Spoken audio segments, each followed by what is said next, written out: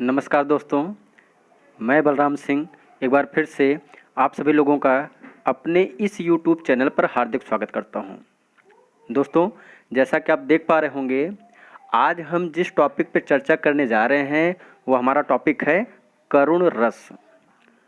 तो जैसा कि जो लोग कंटिन्यू हमारा वीडियो देख रहे होंगे उनको पता है, हमने रस टॉपिक को पढ़ाना शुरू किया है। रस टॉपिक के अंतर्गत मैंने अभी तक आपको 3 वीडियो दिए हैं।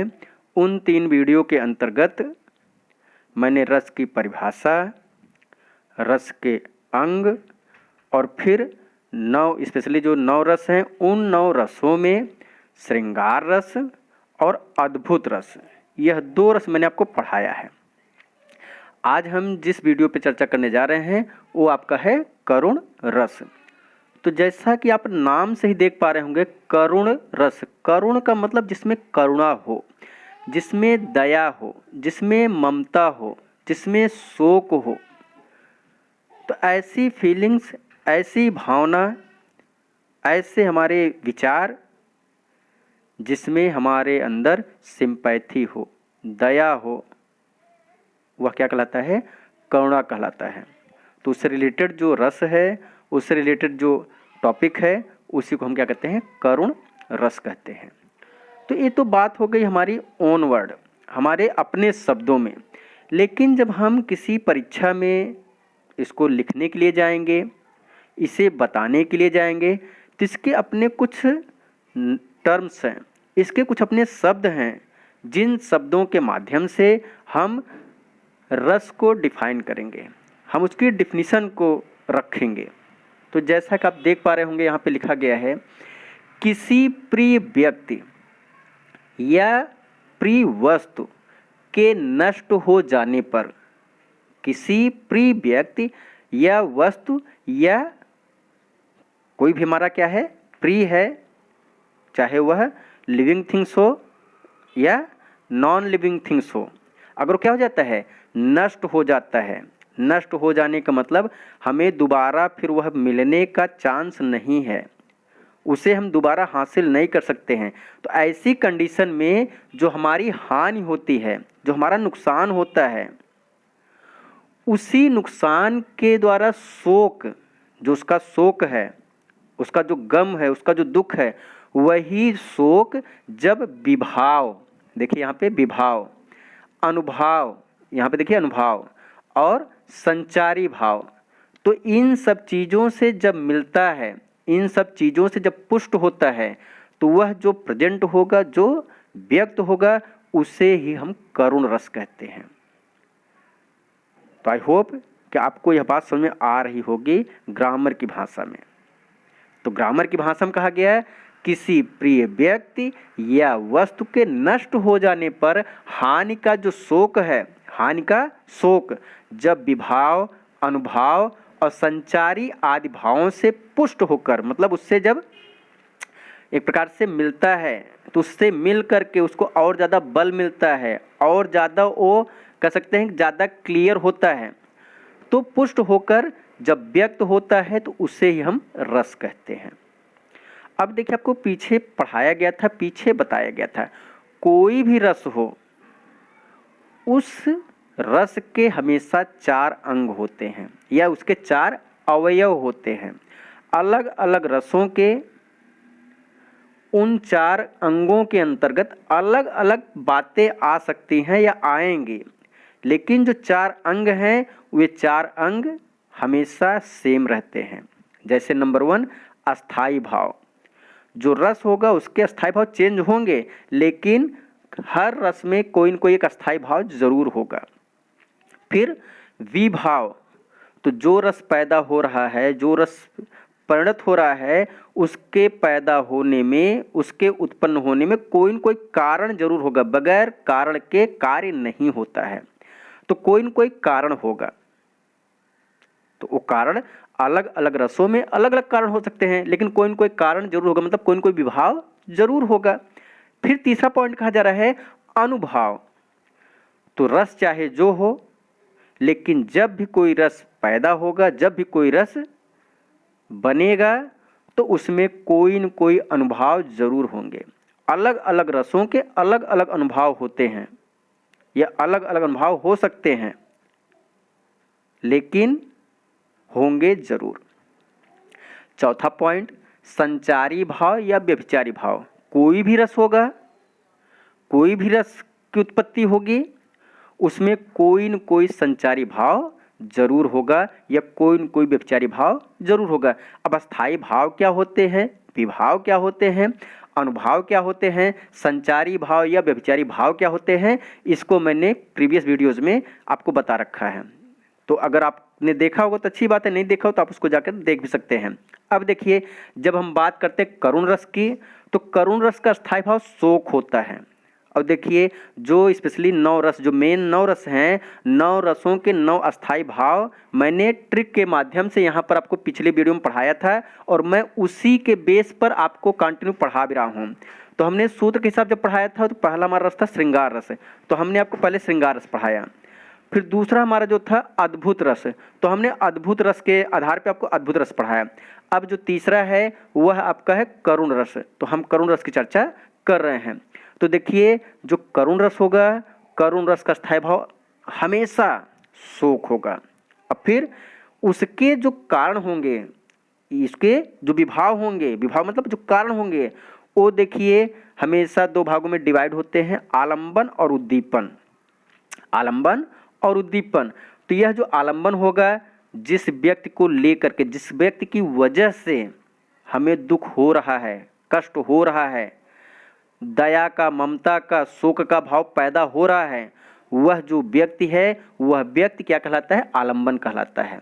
जैसे बताया कि मृत व्यक्ति, अगर कोई व्यक्ति मर गया है, एक्सपायर कर गया है, तो वह उसकी वजह से हमारे अंदर एक भाव पैदा हुआ, शोक का भाव पैदा हुआ, दुख का भाव पैदा हुआ, तो यह जो भाव पैदा हो रहा है, जिसकी वजह से हो रहा है, वह आलंबन कहलाएगा।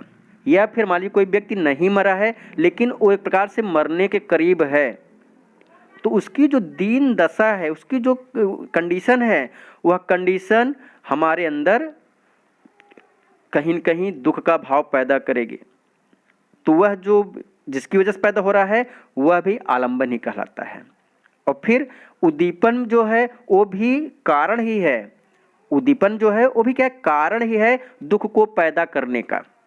तो अब देखिए क्या होता है, जैसे यादें, अब सोचिए जो व्यक्ति मर गया है, उसकी वजह से हमको तो दुख हो रहा है, लेकिन हमको और ज़्यादा दुख होता है जब उसकी याद में कोई चीज़ हमारे साथ, उनके साथ कोई संबंध रहा है, हम उनके मित्र रहे हैं या हमारे फैमिली मेम्बर्स रहे हैं, तो हमको याद करते हैं कि ऐसे थे ऐसे थे। तो जो यादें हैं वो उद्दीपन में आ रही हैं। फिर गुण, तो उनके जो फीचर्स हैं, उनके जो अच्छाइयाँ थी, वो अच्छाइयाँ भी हम याद करते हैं तो हमको और ज़्यादा माख लगता है, और ज़्यादा हम गमनीन हो जाते हैं, और ज़्यादा हम शोकाकुल हो जाते हैं। तो उनकी जो यादें हैं, उनके जो गुण हैं, उनके वचन, वचन का मतलब अगर उन्होंने कभी आपसे कोई बातें की होंगी तो वो बातें याद आती हैं।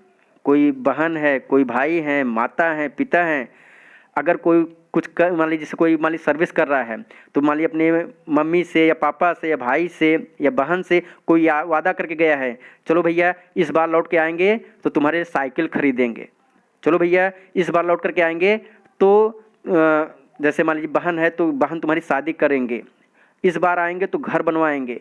तो बहुत कुछ लोग जो लोग सर्विस करते हैं, मान लीजिए जैसे और भी एग्जाम्पल हो सकते हैं, लेकिन जैसे कोई सर्विस कर रहा है, कुछ कर रहा है, तो अपने प्लानिंग को ऐसे लोगों से शेयर करता है कि मैं ऐसा करूँगा वैसा करूँगा। तो ये सब चीज़ें सोच करके और ज़्यादा यादें आती हैं। जैसे आपने कई बार कहानियाँ सुनी होंगी, कहानी मतलब कि कई ऐसी घटनाएं सुनी होंगी, कोई लड़का आर्मी में है, पुलिस में है, कहीं पर है, और ड्यूटी जाने से पहले घर पे बहुत कुछ वादे करके जाता है कि इस बार लौटेंगे बहन की शादी करेंगे, इस बार लौटेंगे घर बनवाएंगे, ऐसा बहुत कुछ कह करके जाता है, और मान लीजिए जा करके फिर वहाँ पे शहीद हो जाता है।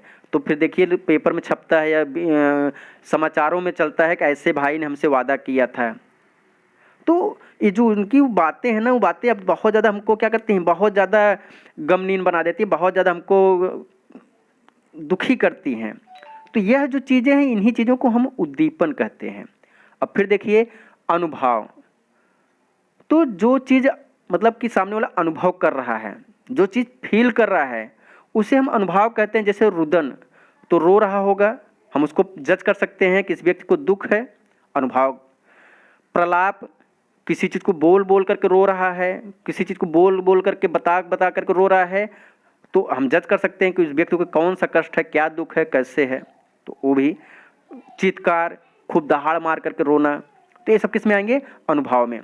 अब देखिए संचारी भाव या व्यभिचारी भाव। तो आपको बताया गया संचारी भाव या व्यभिचारी भाव का मतलब है ये पानी के बुलबुले के समान होते हैं। जैसे कुछ बातें आपको याद आएंगी, फिर आप भूल जाओगे, फिर याद आएंगी, कोई दूसरी बातें भूल जाओगे। मतलब उनके जैसे जो भी क्रियाएं हैं वो क्रियाएं आपको त्वरित याद होती हैं और त्वरित भूल जाती हैं। तो उसी में ग्लानि, मोह, स्मृति, चिंता, ये सभी किसके हैं? करुण रस के संचारी भाव हैं। आइए अब इन चीज़ों को थोड़ा सा और देखने का, समझने का प्रयास करते हैं एग्जाम्पल के माध्यम से। तो मैंने यहाँ पर लगभग 4-5 महत्वपूर्ण एग्जाम्पल लिए हैं और उन एग्जाम्पलों को देखते हैं कि कैसे यहाँ पर करुण रस है। जैसे पहला एग्जाम्पल है, शोक बिकल सब रोएं रानी, रूप सील बल तेजु बखानी। शोक बिकल सब रोएं रानी, रूप सील बल तेजु बखानी। करहीं बिलाप अनेक प्रकारा, परहीं भूमि तल बारहीं बारा। तो यह देखिए जो पद है, इस पद में प्रसंग उस समय का है जब भगवान राम अपने पिता दशरथ के वचनों का पालन करते हुए अपना परिवार छोड़ करके वन को चले जाते हैं। तो जैसा कि आपको पता है, दशरथ राम से बहुत ज़्यादा प्यार करते थे। दशरथ नहीं चाहते थे कि राम वन को जाएं, लेकिन वचन के पालन के लिए भगवान राम अपने पिता दशरथ की आज्ञा का पालन करते हैं या उनके वचनों का पालन करते हैं। तो चूंकि उनको जंगल जाना पड़ा, वन जाना पड़ा, किसके कहने पर या किसके वचन का पालन करने के लिए? दशरथ।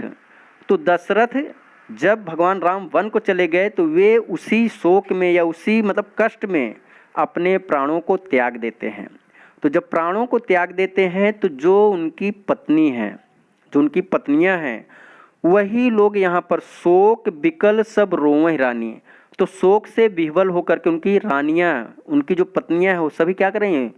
रो रही हैं, आलाप कर रही हैं, क्रंदन कर रही हैं। और फिर क्या कर रही हैं? रूप सील बल तेज बखानी। तो वे रोते हुए फिर उनके रूप की चर्चा, दशरथ के रूप की चर्चा, कितने सौंदर्यवान थे, कितने सुंदर थे, बल उनके पास कितनी ताकत थी, तेज उनके शरीर में, उनके चेहरे पर कितना तेज था, इन सब चीज़ों का बखान कर रही, उनकी प्रशंसा कर रही हैं। और फिर करह बिलाप अनेक प्रकारा, मतलब इस प्रकार से चीज़ें बता बता करके खूब भिन्न भिन्न प्रकार से आलाप कर रही हैं, विलाप कर रही हैं, रो रही हैं। और फिर क्या कर रहे हैं? परह भूमि तल बारह बारह। तो जो जमीन है, जो सरफेस है, उसी सरफेस पर बार बार अपने हाथों को, अपने सर को बार बार क्या कर रही हैं? जमीन पटक रही हैं। तो आप लोगों ने ऐसा बहुत से लोगों को देखा होगा, जब किसी व्यक्ति की मृत्यु कम उम्र में हो जाए तो इस प्रकार से बहुत से आपने नज़ारे मानी कहना उचित नहीं होगा, ऐसे बहुत सी मतलब की घटनाएं आपने देखी होंगी जिसमें लोग अपना हाथ पर, मतलब उस समय उनको अपने से कोई मतलब नहीं होता, इतना ज़्यादा कष्ट हावी हो जाता है कि वे उसी गम में चूर रहते हैं, उसी गम में गमनीन रहते हैं। उनके पास आगे पीछे दाएं बाएं कुछ भी देखने का समय नहीं होता है। तो यहाँ भी देखिए, ये जो विकल्प जो आपको पद दिया गया, इस पद में कौन सा रस है? करुण रस है। आइए दूसरा एग्जाम्पल देखते हैं। दूसरा एग्जाम्पल है, देखी सुदामा की दीन दशा, देखी सुदामा की दीन दशा, करुणा कर के करुणा निधि रोए, अब पानी परात को हाथ छुओ नहीं, नैनन के जल सो पग धोए। तो फिर देखिए यह जो प्रसंग है, इस प्रसंग में आपको पता है भगवान कृष्ण और सुदामा जब दोनों लोग गुरुकुल में पढ़ने के लिए गए थे तो दोनों लोगों में बहुत घनिष्ठ मित्रता थी। और देखिए सबसे बड़ी बात ये होती है ना, पढ़ाई के समय गरीब अमीर का भेद नहीं होता है। आपने देखा भी होगा, जैसे सभी लोग पढ़ने लिखने वाले लोग हैं, आप लोगों ने देखा होगा स्कूल वगैरह में ड्रेस होता है। ड्रेस क्यों होता है? उसका मेन टारगेट क्या, मेन लक्ष्य क्या है? यही है कि एक समान ड्रेस होगा, सभी लोग वैसा ड्रेस पहन करके आएंगे तो वहाँ पर गरीब अमीर का भेद मिट जाएगा। तो वैसे जब लोग गुरुकुल में गए थे तो वहाँ पर भी एक प्रकार से उनका अपना ड्रेस था, उसी ड्रेस के अकॉर्डिंग रहते थे, तो वहाँ पे कौन अमीर है कौन गरीब है इसका कोई भेद नहीं था। लेकिन जब दोनों लोग अपने अपने पैरों पर खड़े हुए पढ़ाई के बाद, तो भगवान कृष्ण राज परिवार से थे, वो राजा बने, और मान लीजिए जो सुदामा जी थे वो गरीब ब्राह्मण बने या गरीब थे। तो जब सुदामा की जो पत्नी है उनको पता चला कि जो द्वारिका नरेश हैं वो हमारे पति के मित्र हैं, तो उन्होंने उनको कन्विंस किया, उनको कहा कि आप जाओ कृष्ण के पास, उनसे कुछ दया के लिए कहिए, कुछ सहयोग के लिए कहिए, आपको सहयोग कर देंगे तो हमारी जो भी गरीबी है क्या हो जाएगी, मिट जाएगी। तो सुदामा तुम्हारे मित्र थे, तो मित्रता में जल्दी कोई एक दूसरे के सामने झुकना नहीं चाहता है, लेकिन फिर भी जब रियल में उनके अंदर दरिद्रता थी, रियल में उनके पास गरीबी थी, तो अंत में विवश होकर के कृष्ण के पास आते हैं। तो वहीं का प्रसंग है, देखी सुदामा की दीन दशा, करुणा करके करुणा निधि रोए, अब पानी परात को हाथ छुओ नहीं, नैनन के जल सो पग धोए। तो यहाँ पे अब जब कृष्ण और सुदामा दोनों मिलते हैं तो सुदामा की जो दीन दशा है, जो उनकी गरीबी है, उसको देख करके करुणा के सागर भगवान श्री कृष्ण स्वयं करुणा करके रोने लगते हैं, स्वयं बहुत ज़्यादा दुखी होकर के रोने लगते हैं, और पानी परात को हाथ छुओ नहीं। तो जैसे आप लोगों ने गांव में देखा होगा, कल्चर होता, तब तो धीरे धीरे ये कल्चर नष्ट होता जा रहा है। पहले का कल्चर था कि जब कोई भी सम्मानित व्यक्ति, रिलेटिव्स हमारे घर आते थे तो उनके स्वागत में घर की महिलाएं एक परात में पानी लेकर के आती थी उनका पैर धुलने के लिए। तो ऐसे ही भगवान कृष्ण भी जब पता पाया कि सुदामा आए हैं तो उन्होंने भी परात में पानी लेकर के पहुँचे, या पानी उन्होंने मंगवाया, किसके लिए, सुदामा के पैर धुलने के लिए। लेकिन जब उन्होंने सुदामा को देखा तो उनको इतना कष्ट हुआ कि वे ये पानी वानी से पैर धुलना भूल गए, बल्कि इतना ज़्यादा रोने लगे कि उनके आँखों से जो जल निकला, जो अश्रु धारा प्रभावित हुई, उसी प्रवाहित अश्रुधारा से ही उनके पैर क्या हो गए, धुल गए।